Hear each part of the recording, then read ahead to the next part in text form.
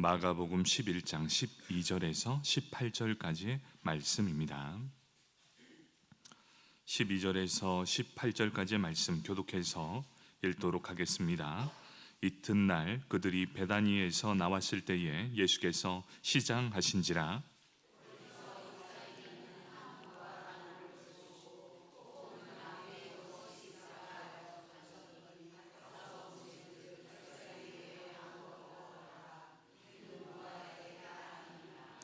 예수께서 나무에게 말씀하여 이르시되 이제부터 영원토록 사람이 내게서 열매를 따먹지 못하리라 하시니 제자들이 이를 듣더라.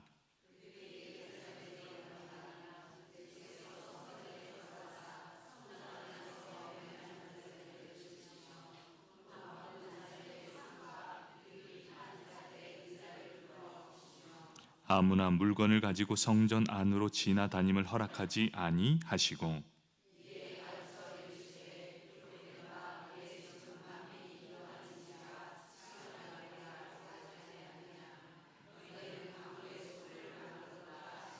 함께 읽겠습니다. 대제사장들과 서기관들이 듣고 예수를 어떻게 죽일까 하고 꾀하니 이는 무리가 다 그의 교훈을 놀랍게 여김으로 그를 두려워함일러라. 아멘. 6구역 나오셔서 구역 득송 하시겠습니다.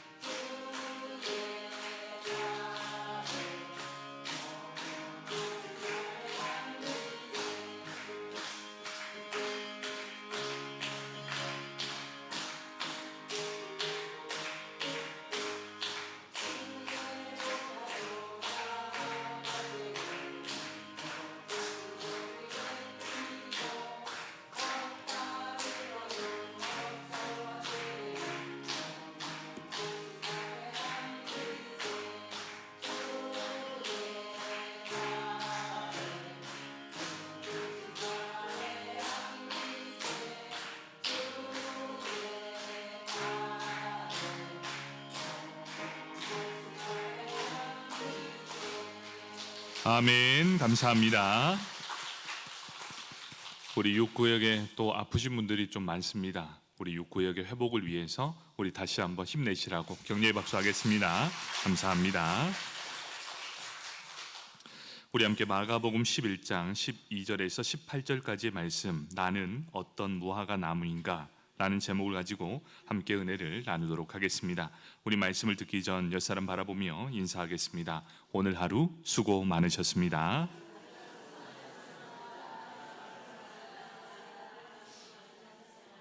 오늘 하루 수고 많으셨습니다. 여러분, 우리 인제 장로교회가 이렇게 칭찬이 많아졌으면 좋겠습니다. 옆사람 바라볼 때마다 수고했습니다. 그리고 참 고생 많으셨습니다. 여러분, 이런 인사 한마디가 그 사람에게 그 다른 말보다 힘을 얻을 때가 참 많습니다. 여러분, 교회는 그냥 돌아가지 않습니다. 그 누군가의 수고와 헌신으로 이렇게 돌아가는 거예요. 그래서 여러분이 있기에 우리 인제 장로교회가 있습니다.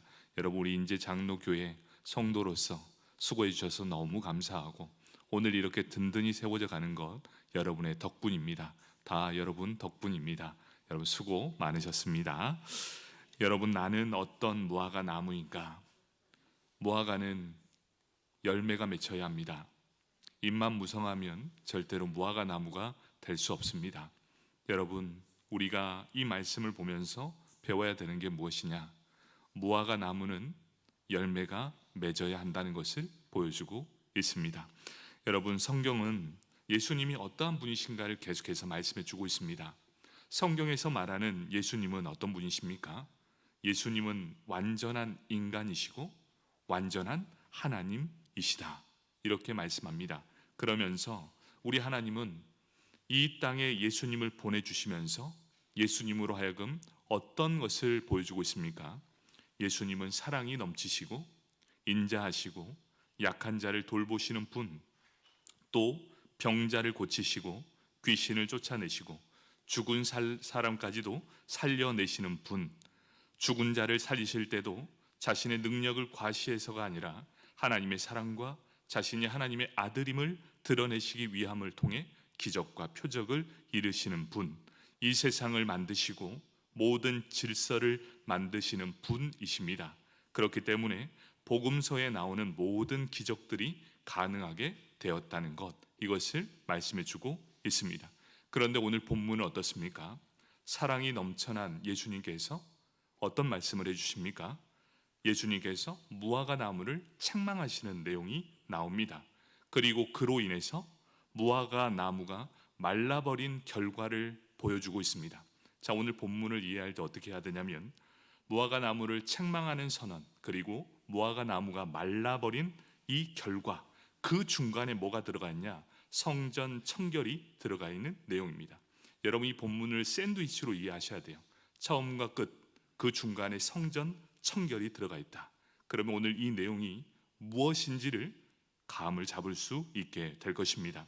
이 두 사건은 예루살렘에 입성하신 후 그 다음날 월요일부터 일어나게 된 것입니다. 우리가 잘 알고 있는 종려주일, 바로 그 다음날 예루살렘으로 돌아가면서 일어나는 일, 바로 월요일날 일어나게 된 것입니다. 여러분, 종려주일 다음에 무슨 주간이 시작됩니까? 고난주간이 시작되게 되는 것이지요. 바로 이 종려주일 다음에 일어난 일주일의 삶이 바로 오늘로부터 시작된다는 것이지요. 예수님께서 스가랴의 예언대로 나귀 새끼를 타고 입성하시게 됩니다. 그는 평화의 왕이요 겸손의 왕이라는 타이틀을 가지고 예루살렘으로 입성하게 됩니다. 애굽의 속박에서 자유롭게 된 그 날을 기념하는 유월절 축제를 다시 그들을 구원하실 왕으로 입성하게 된 것입니다. 그래서 사람들은 외칩니다. 호산나 호산나. 바로 이것은 왕을 맞이할 때 쓰는 행위였습니다. 바로 호산나 호산나, 유월절 축제가 다시 이루어짐을 우리가 알 수 있음을 보여주고 있습니다. 그러나 예수님은 무리가 기대했던 것, 그것보다 비교할 수 없는 일을 행하시고 계시고 있다라는 것입니다. 첫 번째, 우리가 살펴볼 내용이 무엇입니까? 무화과 나무를 꾸짖음으로 시작하고 있다는 것입니다. 예루살렘 바깥쪽 베다니에 있는 곳에서 밤을 주무시고 있습니다. 그리고 아침에 깨어 지금 예루살렘으로 들어가고 계십니다. 아침 식사를 못했습니다. 그래서 아직 시장하게 됩니다. 그래서 길가에 피워져 있는 무화과 나무가 있었습니다.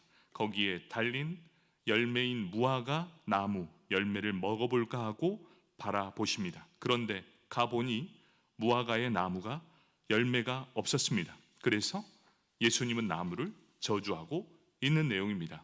그동안 우리가 알고 있었던 예수님은 사랑과 자비가 넘치시는 분, 이 사건은 어떻습니까? 예수님의 인품과 전혀 어울리지 않는 내용입니다. 그런데 여기에서 쐐기를 박는 말씀이 있습니다. 13절에 보니 분명하게 기록합니다. 이는 무화과의 때가 아님이라, 이렇게 나와 있습니다. 이걸 보면 당황할 수밖에 없습니다. 이 당황스러운 구절 가운데 마가복음의 이 저자인 마가는 의도하는 메시지가 있었다는 것을 우리에게 보여주고 있습니다. 류 모세라는 이 역사학자가 쓴 책이 있습니다. 열린다 성경이라는 책인데요, 열린다 성경에 보면 이 문제를 해결할 수 있는 키포인트가 있습니다. 지중해와 접한 중동 지역은 이스라엘 독특한 기후 때문에 무화과 나무는 유월절이 있는 4월부터 초막절이 있는 10월까지 모두 5번의 열매를 맺는다라고 기록하고 있습니다. 6개월의 우기 동안에 앙상한 가지로 겨울을 보냅니다. 그리고 6월절이 다가올 때쯤 이제 작은 잎사귀와 함께 첫 열매인 무화과를 맺습니다. 그리고 긴 여름 동안 무화과 열매를 5번을 맺게 됩니다. 그런데 이 첫 열매인 무화과와 이후에 열리는 무화과를 가리키는 히브리 단어가 전혀 다릅니다. 그런데 이 한국어 성경은 그대로 한 단어로 표현하고 있습니다. 그렇기 때문에 여기에서 오는 오류들이 있다는 것입니다. 오늘 본문에 무화과 나무 저주 사건이 아침에 있었다는 것을 알려줍니다. 마가복음 11장 20절, 그들이 아침에 지나갈 때에 무화과 나무가 뿌리채 마른 것을 보고, 이렇게 말합니다. 이것은 그 다음날 아침을 말하고 있는데, 그 전날 월요일 아침에 예루살렘으로 들어가시면서 저주하였던 그 나무가 다음날 보니까 말라버리게 된 것입니다. 6월절 즈음에서 맺히게 되는 첫 열매 무화과는 히브리어로 파게라고 말합니다. 그리고 이후 순차적으로 5번을 열리는 무화과는 테나라고 말하고 있습니다.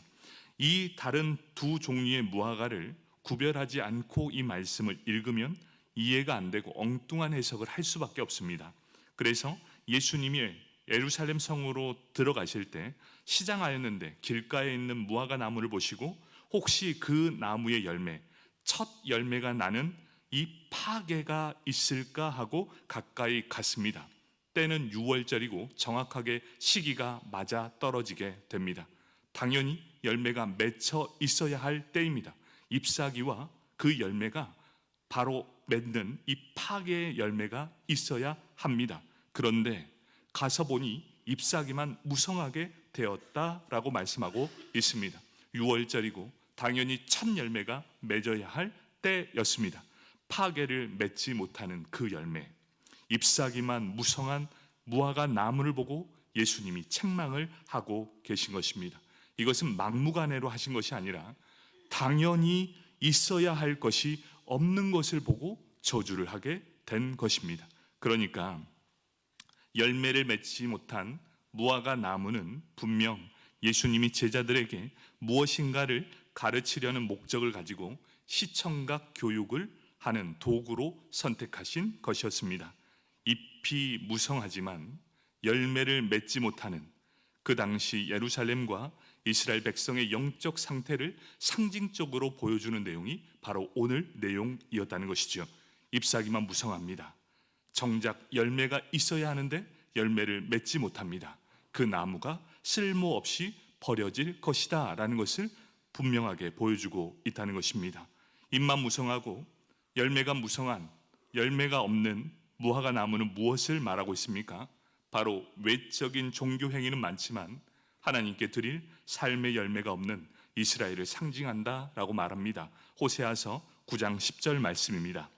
옛적에 내가 이스라엘을 만나기를 광야에서 포도를 만남같이 하였으며 너희 조상들을 보기를 무화과 나무에서 처음 맺힌 첫 열매 봄같이 하였거늘 그들이 바알보올에서 가서 부끄러운 우상에게 몸을 드림으로 저희가 사랑하는 우상같이 가증하여 졌도다, 이렇게 말씀합니다. 분명히 예수님은 이 말씀을 인용해서 파과라는 이 열매를 원했다는 것입니다. 그런데도 불구하고 맺혀야 할 열매가 맺히지 않게 되었지요.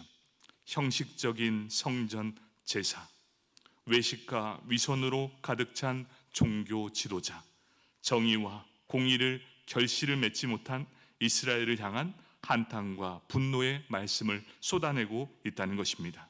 사랑하는 성도 여러분, 분명하게 지금은 무화과가 맺혀야 하는 때입니다. 이 말씀이 어떤 것입니까?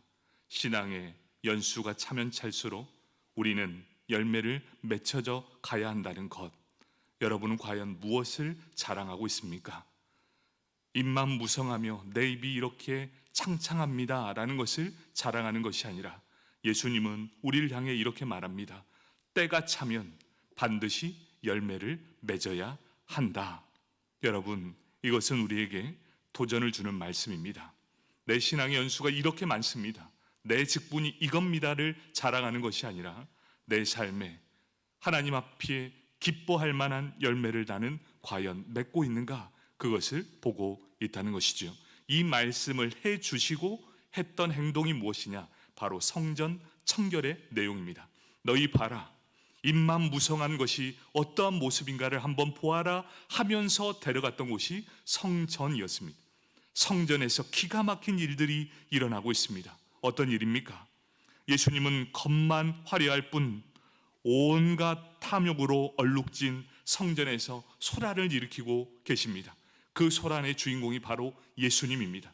예수님이 성전을 뒤집고 다닙니다. 성전에서 매매하는 자들을 내쫓습니다. 돈 바꾸는 자들과 또 비둘기 파는 자들의 의자와 상을 둘러 엎습니다. 마가복음 11장 15절 말씀입니다. 그들이 예루살렘에 들어가니라. 예수께서 성전에 들어가사 성전 안에서 매매하는 자들을 내쫓으시며 돈 바꾸는 자들의 상과 비둘기 파는 자들의 의자를 둘러 엎으시고 라고 기록하고 있습니다. 여러분, 성전 바깥들은 어떤 곳인 줄 아십니까? 이방인들이 유일하게 하나님께로 나올 수 있는 유일한 통로였습니다. 여러분, 어떤 통로인 줄 아십니까? 우리가 교회 안에서 나 잘 먹고 나 잘 살자 하면 밖으로 나가는 그 통로, 유일하게 이방인들이 들어올 수 있는 통로를 막아버리는 바로 그런 일들이 일어나고 있다는 것이지요. 성전에서 바깥들 이방인들이 하나님께로 나올 수 있는 유일한 통로, 그곳에다가 좌판을 쫙 깝니다. 그리고 이곳은 바깥들 장사하는 사람들로 가득하게 됩니다. 이것이 어떻게 됩니까? 이방인들로 하여금 예배를 드릴 수 없도록 완전히 차단시켜 버린 곳, 바로 그것이 성전 바깥들이었습니다. 뜰은 어떻습니까? 재물을 파는 이 상인들, 그리고 돈을 환전하는 환정상들로 북적이게 되었습니다. 수많은 순례객들이 하나님께 예배하러 왔는데 그곳에 있는 모든 사람들은 어떻게 합니까? 그들이 예배를 돕는 것이 아니라 영업 상대가 되어버린 것, 신앙의 순수성이 사라져버립니다. 신앙의 본질이 제 기능을 잃어버립니다. 그들과 밀착된 성전의 당국자들은 역시 이들의 독과점을 묵고 합니다. 그리고 막대한 이익을 챙기기에 바쁘게 됩니다. 그 안에서 잔치가 이루어집니다. 바깥들은 이방인들의 출입을 철저히 막고 그 안에서 우리끼리만 잘 먹고 잘 삽시다. 여러분, 지금 교회의 모습은 어떤 모습입니까? 우리 교회의 모습은 이런 모습은 아니지요. 우리만 잘 먹고 잘 살며 성전뜰에는 장사하는 모든 사람들로 북적북적하면서 이방인들이 들어오는 유일한 출입구를 철저히 막아버리는 바로 그런 어리석은 행동들을 지금 이곳에서 하고 있다는 것입니다. 예수님 이 모습에 분노하기 시작합니다. 하나님의 집 성전은 이런 곳이 아니다. 장사꾼의 소굴, 강도의 소굴이 아니다. 어떻게 너희가 하나님을 예배하는 초소를 장사꾼의 소굴과 강도의 소굴로 만들어 버렸느냐? 그러면서 말씀하신 것이 마가복음 11장 17절 말씀입니다. 이에 가르쳐 이르시되 기록된 바 내 집은 만민이 기도하는 집이라 칭함을 받으리라 하지 아니하였느냐? 너희는 강도의 소굴을 만들었도다 하시매. 이방인의 출입구를 막고 그 안에서 강도의 소굴로 만들어 버렸습니다. 그때 예수님이 했던 행동이 무엇입니까? 장사꾼의 상을 뒤엎습니다. 채찍을 휘두릅니다. 다 떠나가라 라고 얘기합니다. 이곳은 만민이 기도하는 집인데 너희가 어찌 강도의 소굴을 만들었느냐라고 꾸짖고 있다는 것입니다. 이방인들이 참여해야 할 예배 공간을 예배자의 주머니를 약탈하는 장소로 바꾸어 버린 교회의 모습, 여러분, 예수님이 마음이 어떻겠습니까? 이것은 쉽게 표현해서 상을 뒤집었다 했지만 얼마나 안타까웠겠습니까? 불법을 행하는 자들, 이들 뒤에, 거짓 제사 뒤에 숨겨주는 강도의 소굴이 되어 버렸다. 예수님은 이런 단호한 행위는 기능을 상실한 성전 종교에 대한 심판이었습니다. 이러한 예수님의 행동에 대해 자신들의 밥줄이 끊기게 된 대제사장들과 서기관들은 어떤 모의를 합니까? 어떻게 하면 저 대사장을, 예수를 죽일까 하고 모의를 하게 됩니다. 내 밥줄을 끊어버린 예수, 옳은 소리를 했던 예수를 죽이려고 모의하게 됩니다. 그런데 어떻습니까? 그들은 죄를 회개하지 않았습니다. 백성의 눈치를 보고 있습니다. 그 때문에 대놓고 예수님을 해할 수 없게 된다는 것이지요. 종교 지도자들, 예수님을 통해 선포되는 하나님의 말씀과 책망을 두려워하지 않습니다. 누구를 두려워합니까? 백성들의 여론을 두려워하는 모습을 보게 된다는 것입니다. 여러분, 교회가 2000년 전에 이런 모습이었다면 하나님이 얼마나 가슴 아파하겠습니까? 지금 우리 교회, 우리 한국교회는 어떠한 모습입니까? 하나님이 기뻐 받으실 만한 예배가 드려지는 교회가 되고 있으십니까? 한번 우리 깨달아야 합니다. 정말 우리 교회가 기도하는 집이 되고 있는가? 하나님이 임재하는 교회가 맞는가? 여러분, 우리가 한번 깨달아야 합니다. 세상적 지혜가 아니라 하나님의 지혜로 이곳이 정말 하나님이 살아계시며 하나님께 기도하는 처소, 바로 교회는 기도하는 처소가 되어야 한다는 것입니다. 초대교회, 습관에 따라 기도하는 곳, 그곳이 바로 교회여야 합니다. 교회는 하나님의 말씀이 선포되는 곳이어야 합니다. 또한 성령 하나님의 임재가 넘치는 곳, 바로 그것이 교회여야만 한다는 것이죠. 말씀을 정리하도록 하겠습니다. 예수님께서 마땅히 열매를 맺어야 할 파계를 찾고 있었습니다. 그런데 무화과 나무의 잎만 무성하고 과일 나무로서의 책임을 다하지 못한 이 무화과 나무를 보고 책망하셨습니다. 무화과 나무는 구약에서 종종 포도원과 함께 하나님의 백성인 이스라엘을 상징하고 있었습니다.